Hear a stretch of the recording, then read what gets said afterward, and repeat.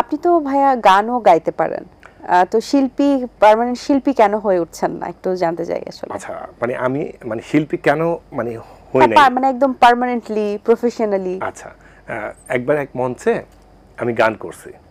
হ্যাঁ, একটা মানে ধুমধামাকা গান গাওয়ার পরে দর্শককে জিজ্ঞাসা করছিলাম কেমন হয়েছে, তো দর্শক বলছে আপনি যে থামছেন এটা খুব ভালো হয়েছে।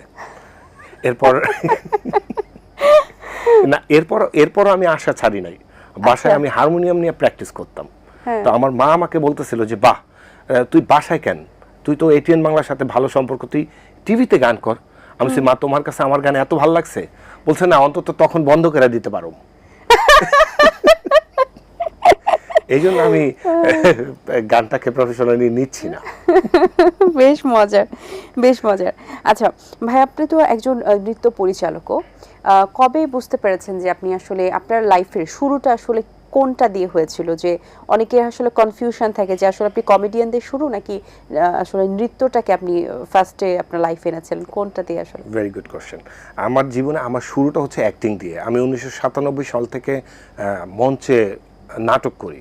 হ্যাঁ, আমি 2000 সালে এসে দেখলাম যে আমরা যখন মঞ্চে নাটক করি, মঞ্চ নাটকগুলো আধা ঘন্টা 1 ঘন্টার একটা নাটক শেষ হলে দর্শকদের রিয়াকশন পাওয়া যায়, কিন্তু একটা নাচ যখন হয় তখন 3 মিনিট 2 মিনিটের মধ্যে শুরু থেকেই পাবলিকের একটা রিয়াকশন পাওয়া যায়।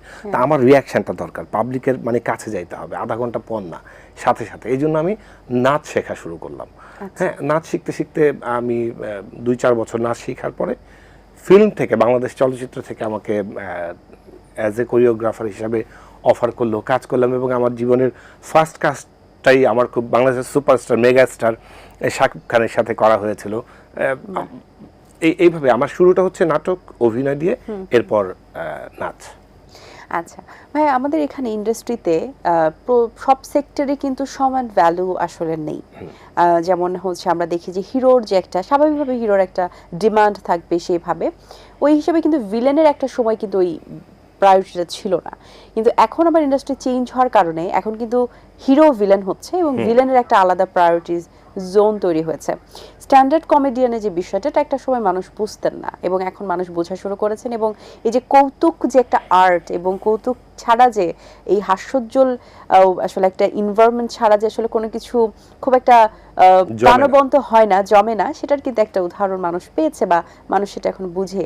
এই যে পরিবর্তনটা, এই পরিবর্তনটা তো আপনারা ফেস করেছেন এবং আপনাদের জন্য অনেক বড় বড় চ্যালেঞ্জ, অনেক ধাক্কা, অনেক কথা, অনেক পজিটিভ নেগেটিভ, এবং সেই সাথে বিভিন্ন ধরনের ইমোশন কাজ করেছে, পজিটিভ নেগেটিভ। এই সব কিছুর জন্য আপনি কতটা স্টেবল ছিলেন বা নিজেকে কিভাবে সেই সময়টাকে মানিয়ে নিয়েছিলেন?